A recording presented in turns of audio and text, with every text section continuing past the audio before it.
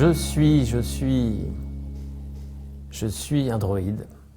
Je ne vois que ça.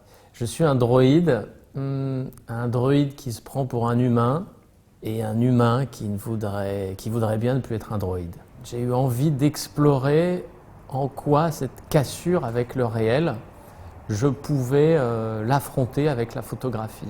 Ce qui m'intéresse, c'est tous les lieux que nous, humains droïdes humains, nous avons créés, détruits, abandonnés.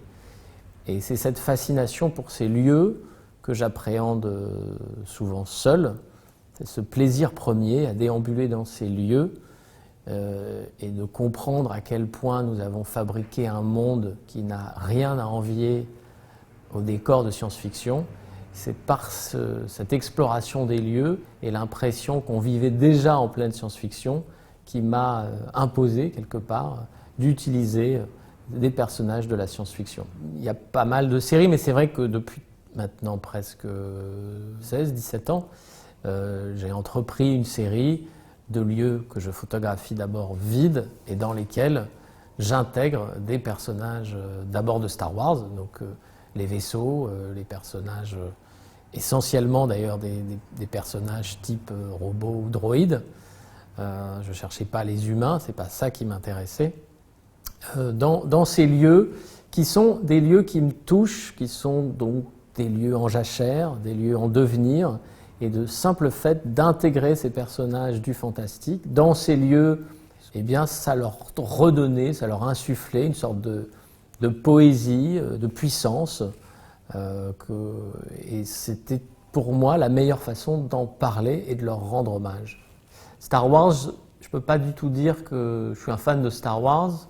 D'ailleurs, c'est parce que je n'étais pas fan de Star Wars que je me suis permis pas mal de le tricoter, de le détricoter, de l'utiliser à ma façon finalement. Ce n'était pas dans l'idée d'en faire un hommage, au contraire, mais c'était en souvenir de cet instant d'enfance que j'ai eu dans le premier Star Wars que j'ai vu quand j'avais 9 ans.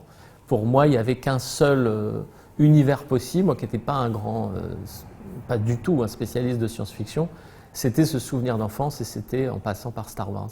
Je dois dire que j'aimerais bien être un peu plus solaire dans mes images, mais je ne sais pas le faire. Et certains le font très bien et ça n'est pas pour moi. J'aime bien cette phrase de Bobin que je cite tout le temps. J'écris dans l'élémentaire pour dire cette chose élémentaire, le monde est perdu, mais la vie est intacte. Moi, je suis dans le monde perdu. Depuis toujours, je suis dans le monde perdu. Et j'ai l'impression que j'ai besoin de passer par ça pour me sentir réellement en vie. Et j'ai besoin de ne pas me raconter de bleuettes. J'ai besoin d'une forme de lucidité, même si elle est dure, même si elle est noire. Je pense que j'ai besoin de regarder les choses en face.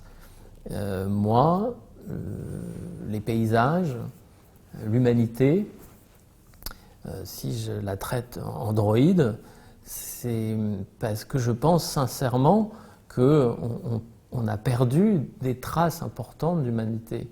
Est-ce qu'on les a eues à des moments? Je ne sais pas, c'est une bataille de tout temps, je ne vais pas dire qu'avant c'était mieux que maintenant, mais en tout cas ce combat il est à mener, et moi en tout cas, pour le porter, pour le défendre, j'ai besoin de nous peindre en noir. Voilà. Je pense que c'est essentiel et que je passe mon temps, après Nous resterons sur Terre, où j'avais photographié des lieux vides. Quand je faisais Darklands, je partais aussi de lieux vides et je me disais, et on me le disait aussi d'ailleurs, mais quand même, il y a des gens sur Terre. Et je me dis, mais c'est vrai, comment je peux arriver à photographier les gens qui peuplent la Terre sans renier, au fond, ce à quoi je crois. Et donc, le seul moyen que j'ai de photographier de manière honnête par rapport à ma démarche des gens, c'est de les mettre en scène dans la fiction qu'ils se font d'eux-mêmes. D'où l'idée de me déplacer avec un socle et comme une espèce de mini-scène. Et puis on attend que des gens passent et on leur demande s'ils veulent bien s'installer sur le socle. Et immédiatement, ces gens qui ne savaient pas un quart d'heure avant ou 2 minutes avant qu'ils allaient être pris en photo, ils deviennent les personnages d'eux-mêmes. Ils se mettent eux-mêmes en scène. Et ensuite, c'est ça que j'aime dans la photographie, chacun se raconte après ce qu'il veut y voir.